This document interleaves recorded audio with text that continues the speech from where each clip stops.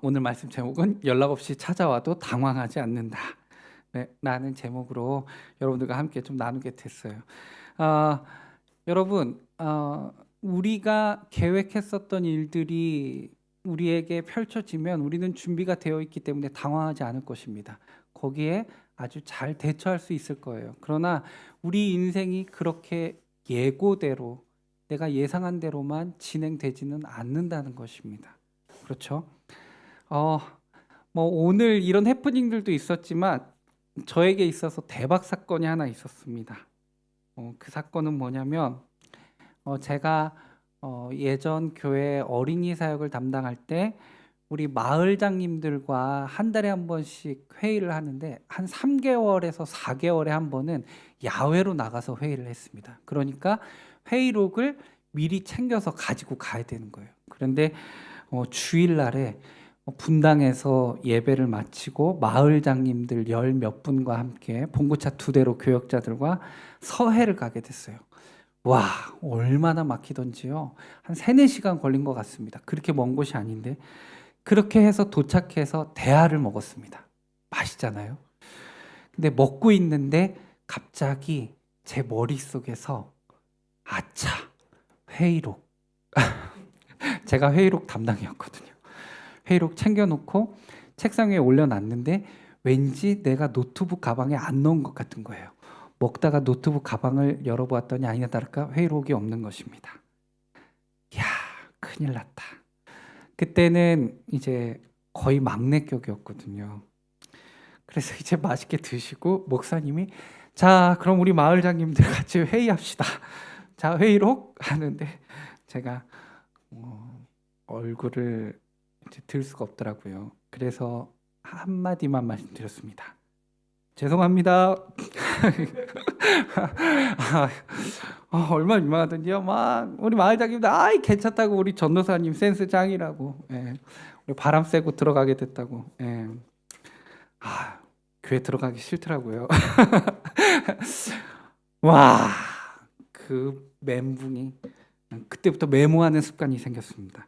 예, 그 핸드폰을 아주 잘 활용해요. 뭐든지 있어도 메모를 해놓습니다. 예.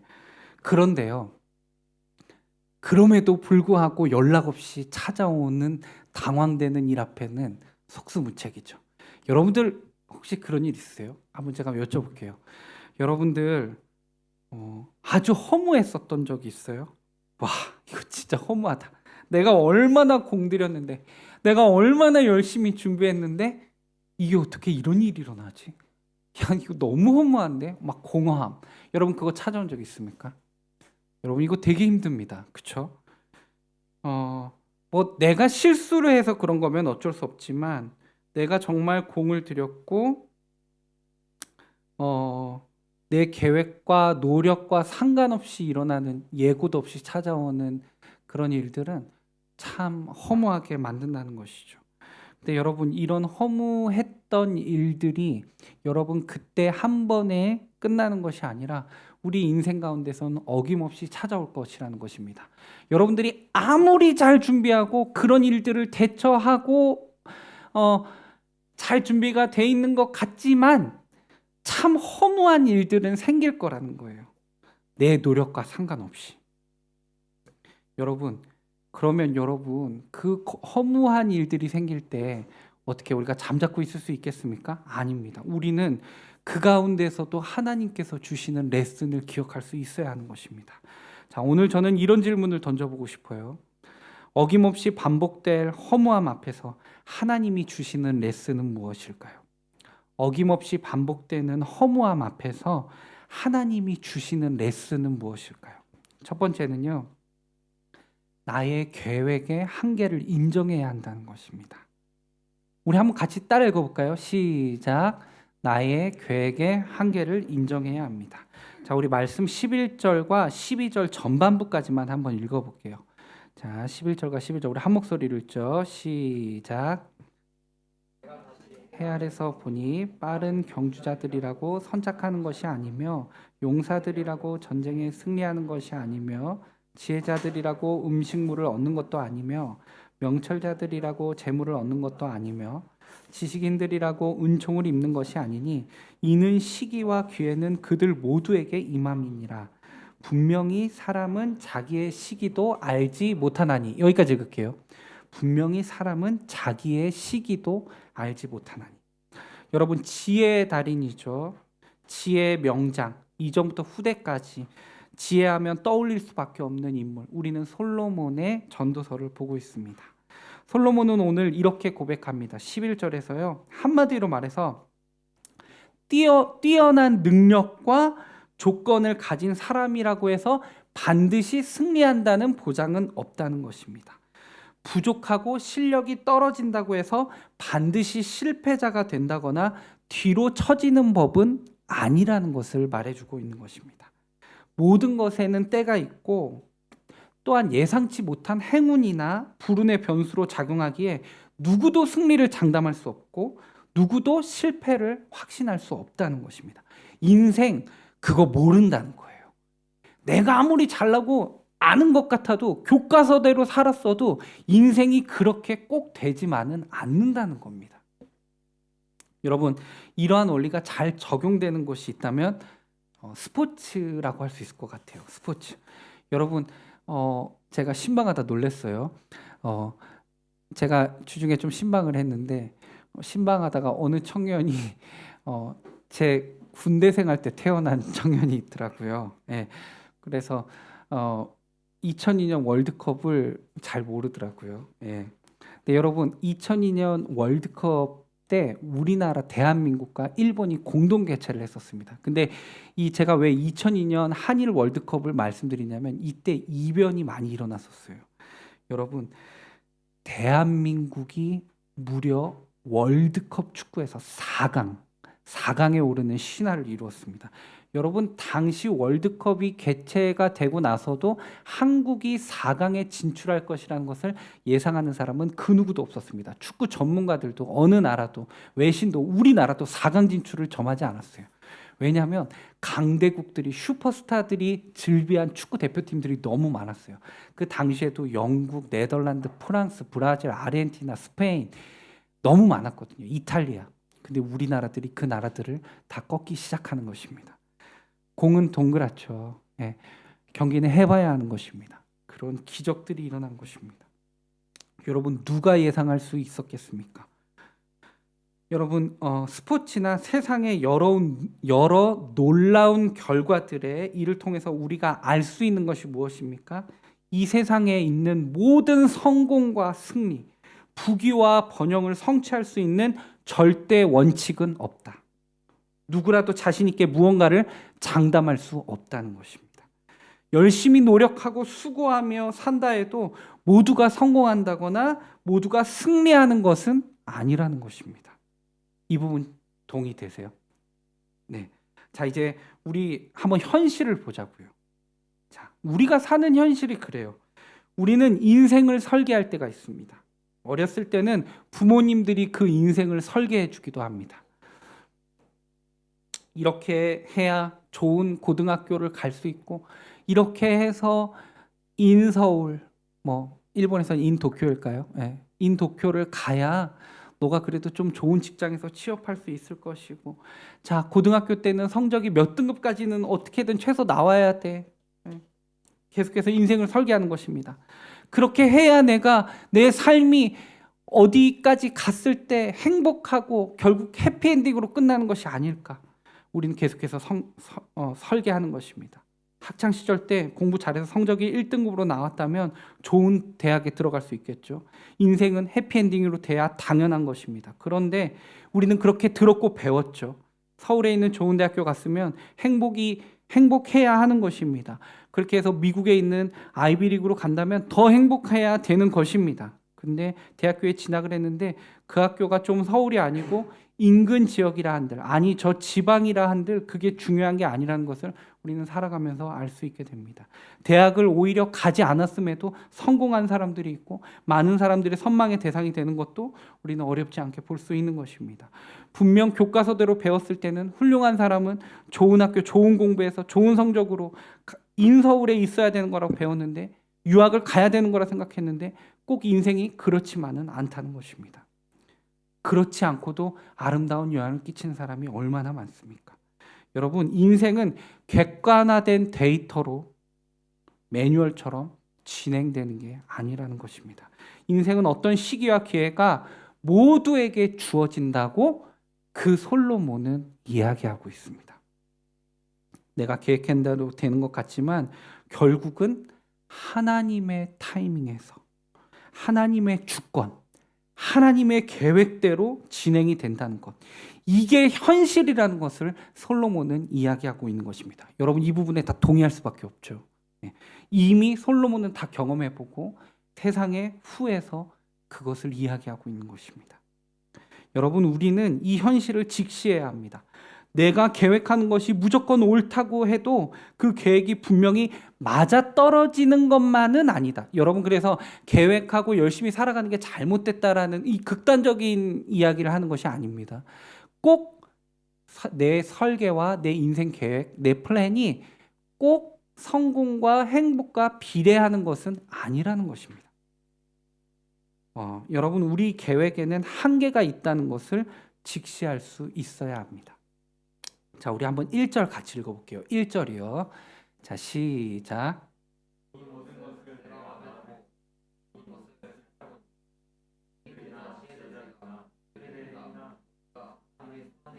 자, 여기까지요. 하나님의 손안에 있으니까죠. 우리가 정말 주목해야 하는 부분, 여러분이 혹시 성경을 보고 있다면, 밑줄을 쳐야 하는 부분이 있다면 모두 다 하나님의 손에 있으니입니다. 모두 다 하나님의 손 안에 있으니. 여러분, 우리들의 미래, 이 사람들의 미래는 모두 다 하나님의 손 안에 있다는 것입니다. 아무리 계획한다 한들 그것이 계획대로 되지 않을 때가 있다는 것입니다. 이제 우리는 이 현실을 직시해야 합니다. 세상이 내 계획대로, 내 마음대로 되지 않는다는 것입니다. 세상이 그렇게 호락호락하지 않다는 것입니다. 여러분, 제가 중학교 때요. 여러분들은 더 어렸을 때겠다. 아닌가? 여러분 초등학교 때인가? 네. 자, 여러분, 제가 중학교 때 유행가가 있었는데요. 이 유행가를요, 전국에서 다 불렀고 밖에만 나가면 여름에 항상 나오는 음악이 있었어요. 되게 신나는 음악인데요. 쿵따리 샤바라라는 노래가 있었어요. 제목이 좀 재밌죠? 쿵따리 샤바라. 혹시 안다, 들어봤다 한번 손 들어보시겠어요? 고맙습니다. 예, 우리 같은 세대예요. 자, 쿵따리 샤바라의 첫 가사가 이렇습니다. 마음대로 일이 되지 마음대로 일이 되지 않을 때 하던 일을 멈추고 여행을 떠나봐 라는 노래입니다. 여러분, 마음대로 일이 되지 않을 때 하던 일을 멈추고 여행을 떠나래요. 여러분, 심지어 가수들도 알고 있습니다. 세상도 잘 알고 있어요. 내 마음대로 세상이 되지 않는다는 거, 내 계획대로 세상이 돌아가지 않는다는 건 전 국민이 다 알고 있습니다. 전 국민이 다 떠들면서 불렀던 노래예요. 마음대로 일이 되지 않는다고요. 우리 마음대로 되지 않습니다. 우리 계획대로 되지 않습니다. 솔로몬, 그 지혜 솔로몬이 얘기해주고 있는 것입니다. 그런데 마음대로 되지 않는다는 것에서 끝나는 것이 아니라 하나님의 손안에, 하나님의 주권에 있다는 것입니다. 하나님의 계획대로 움직여진다는 것입니다. 그렇다면 우리는 이제 어떻게 해야 합니까? 우리가 하나님의 주권을 인정할 수 있어야 한다는 것입니다. 하나님이 내 인생을 주관하고 계신다. 하나님이 내 인생에 운전을 하고 계신다. 그 사실을 우리가 인정할 수 있어야 한다는 것입니다. 나는 몰라요. 우리들은 몰라요. 우리들은 당황해요. 그런데 하나님은 다 알고 있다는 것입니다. 하나님의 손안에 있다는 것입니다. 하나님은 왜 우리에게 고난을 주실까요? 왜 이렇게 돌아가게 하실까요? 이렇게 열심히 살고 있고 기도 열심히 했는데 주를 위해서 누구보다 열심히 무릎 꿇고 하나님의 뜻에서 생각하려고 있는 나에게 왜 이런 안 좋은 일들이 계속 생기는 걸까? 여러분, 혹시 이런 물음표와 하나님 앞에 따져보신 적 혹시 있으세요? 여러분, 하나님께서는 그 고난도 우리를 강하게 하기 위해서, 우리를 사랑하기 위해서 주신다는 것입니다. 우리가 일어나는 법을 배워야 하니까. 여러분, 더 강해지는 법을 가르쳐 주시는 것입니다. 때로는 넘어짐을 통해서 일어나는 방법을 가르쳐 주시고 우리를 성장시키는 것입니다. 여러분, 우리가 2000번이나 넘어졌던 사람들입니다. 여러분들이 걸음마를 떼기 전에 얼마나 많이 수없이 넘어진 사람이라는 사실 아세요?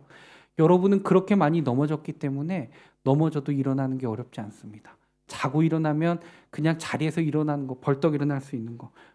우리는 수천 번 넘어져 봤기 때문에 일어나는 방법을 터득한 것입니다. 넘어지니까 일어나는 법을 배울 수 있었던 것입니다. 그 과정이 얼마나 중요한 사실인지 아세요? 우리가 그렇게 넘어지고도 일어섰어요. 하나님은 우리의 인생을 그렇게 단순하게 매뉴얼대로 돌아가게 하지 않으셨습니다. 아무도 모릅니다. 우리는 그냥 계획을 세웠지만 항상 넘어지는 우리는 거기까지입니다. 한계덩어리입니다. 인생의 한 치 앞도 모르는, 그래서 우리는 그 인생을 주관하시는 하나님을 바라볼 수 있어야 하는 것입니다. 제가 주님의 일을 감당하면서도 허무했던 적이 있어요. 제가 태어나서 처음으로 해외 선교를 계획했던 적이 있습니다. 대학교 3학년 때입니다. 한 교회, 이제 좀 작은 교회였어요. 근데 이제 거기 한 청년들이 30명 있었습니다. 이제 거기에서 리더로 있었어요, 제가. 근데 필리핀에 의료 선교를 가게 됐습니다. 우리 교회에 계셨던, 그 당시 교회에 계셨던 이제 우리 의료팀, 병원 원장님도 계셨고 간호사분도 계셨고, 이제 제가 맡은 건 뭐였냐면 그 청년들을 데리고 이제 여름 성경학교, 그 필리핀에 있는 많은 학교들을 방문하면서 이제 공연도 하고 선물도 주고 이제 그들과 함께 이제 말씀을 전하는 이렇게 그런 이제 사역을 정해서 갔어요. 그래서 의료 선교팀과 여름 선교학교팀이 같이 간 겁니다. 필리핀에 한 달을 준비했어요. 이제 한 달을 열심히 기도하면서 준비했고, 선교를 떠나기 하루 전에 선교 기도회로 교회에 다 모이게 됐어요. 토요일 날, 주일 날 예배드리고 출발하는 거였거든요. 근데 토요일에 이제 제가 용인에 살았었고 강동구 명일동이라고 전철을 타고 1시간을 가야 되는데 전철을 갈아타는 복정역에 갔는데 전철에서 제가 너무 어지러운 겁니다. 현기증이 나는 거예요. 긴장을 했는지도 모르겠어요. 근데 제가 전철에서 쓰러졌어요. 하루 전에. 여러분, 그 선교를 그렇게 열심히 준비하고 다 준비했는데 거기에서 성경학교 리더로서 이제 다 챙기고 제가 진두지휘를 해야 되는데 하루 전에 제가 쓰러진 겁니다. 선교 기도회가 진행되는데 제가 안 오는 거예요. 그리고 제가 쓰러졌는데 제가 의식을 차리니까 그 복정역이 이제 환승역이라 사람이 많은 역이에요. 분당선이랑 8호선이 이제 만나는 곳인데 역무실이 되게 넓더라고요. 그 직원들이 일하는 곳이. 거기 침대가 있는데 제가 거기 누워 있었던 거예요. 근데 저한테 119를 불러줄까요? 라고 얘기를 하더라고요. 그래서 괜찮다고 얘기했고 이제 어머니랑 누나에게 연락을 해서 제가 분당에 이제 병원에 가서 이제 링거를 맞게 됐는데 그 의사 선생님께 제가 말을 했어요. 그러니까 무슨 말을 했냐면 제가 내일 중요한 일정이 있는데 해도 되겠죠? 하니까 중요한 일정이 지금 어디 있냐? 안정이 필요하다. 다 취소하라는 거예요. 근데 그 의사 선생님께 제가 어떻게 말씀드렸냐면 이게 해외 일정인데 실은 선교라고 해서 해외에 있는 그 많은 이들에게 이제 도움을 주러 가는 봉사 활동이다. 그런 내가 이제 기독교인이라 선교 활동을 가는 거다 했더니 의사 선생님이 뭐라 대답하시냐면 그럼 가야죠. 가세요라고 하는 거예요. 이게 어떻게 된 상황인지 되게 희한하죠. 알고 보니까 그 뒤에 알게 된 건데 제가 그때는 이제 명일동에서 이제 교회를 다녔었고 뒤에 한참 지나서 지구촌교에서 사역했잖아요. 근데 제가 그때 그 갔던 분당의 병원이 지구촌교회 그 성도님이 하고 있던 병원이었던 거예요.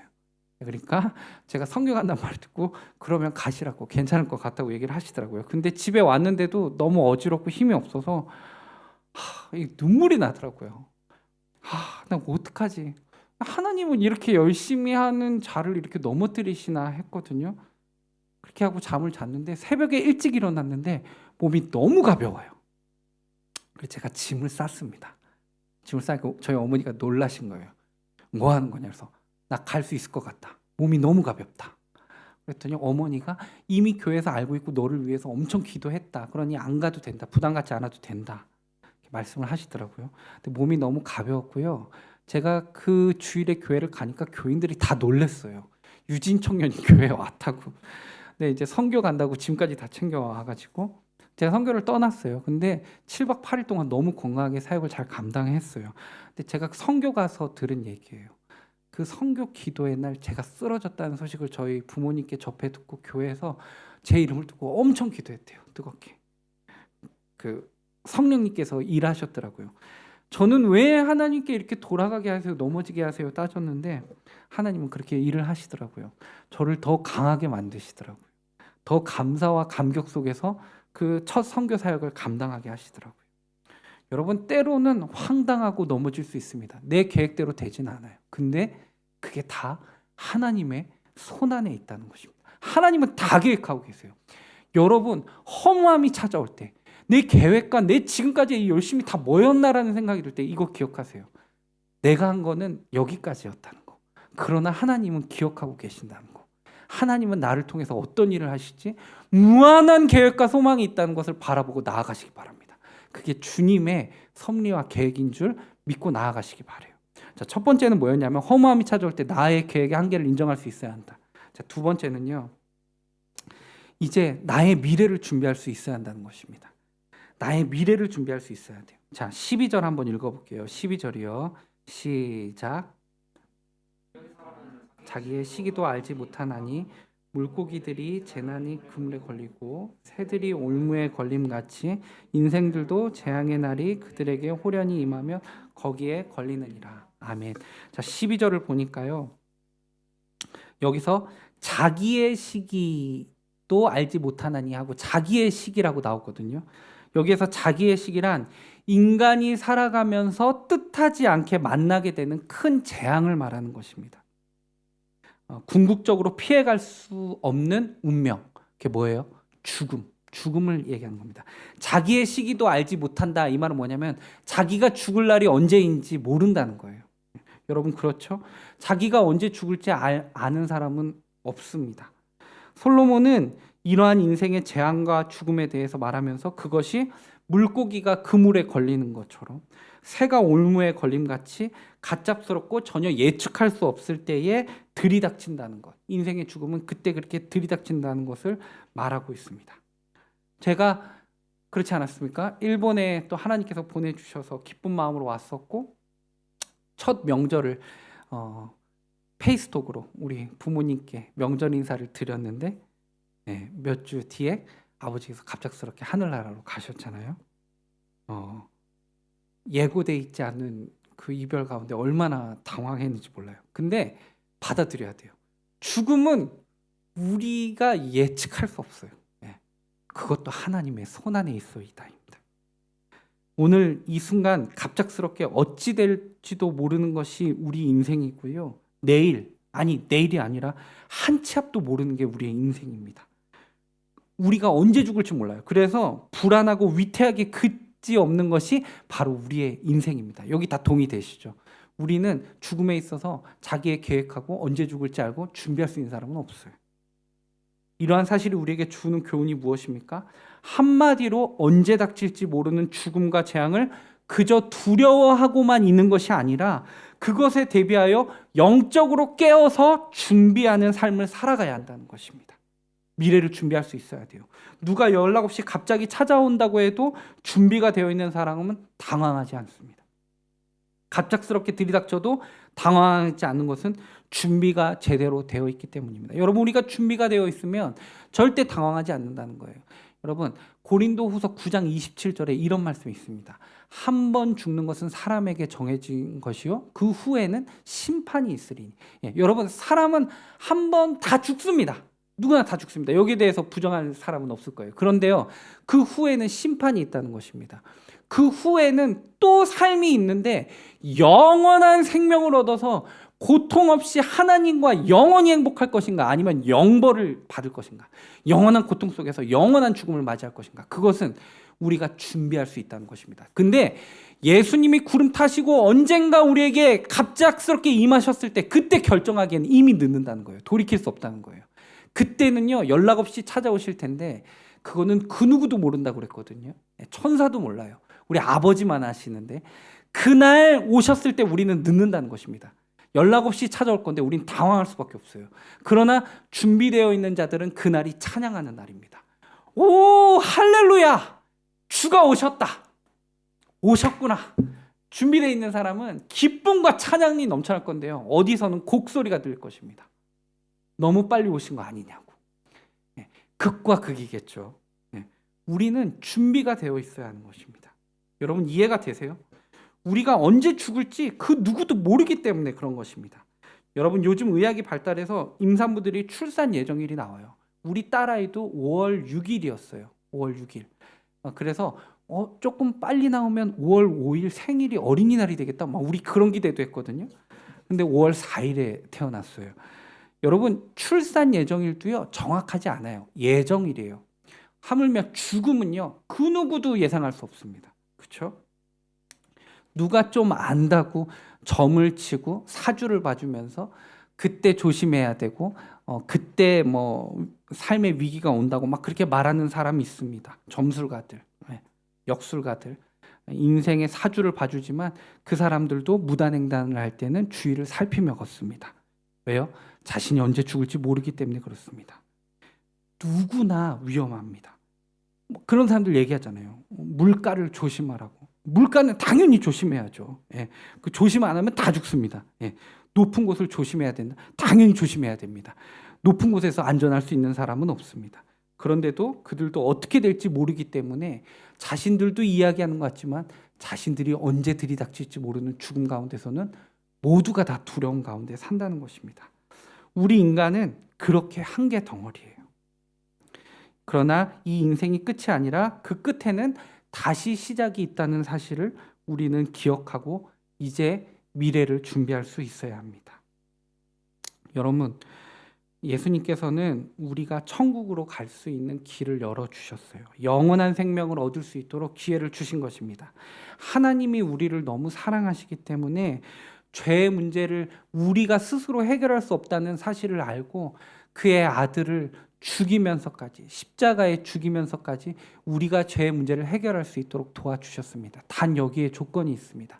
예수님께서 나를 위해 이 땅에 오셨고 나의 죄의 문제 해결하기 위해 이 땅에서 나무에 달려 죽었다는 그 사실을 믿을 때 우리는 하나님의 자녀가 되는 권세를 얻는 것입니다. 자, 요한복음 1장 12절.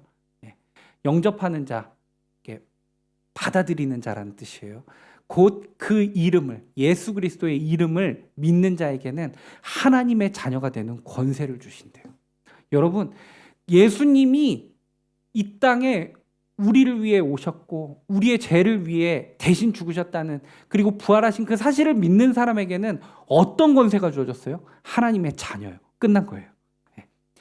하나님의 자녀가 하나님의 나라에 들어가는 거예요. 여러분, 우리가 준비해야 될 것이 무엇입니까?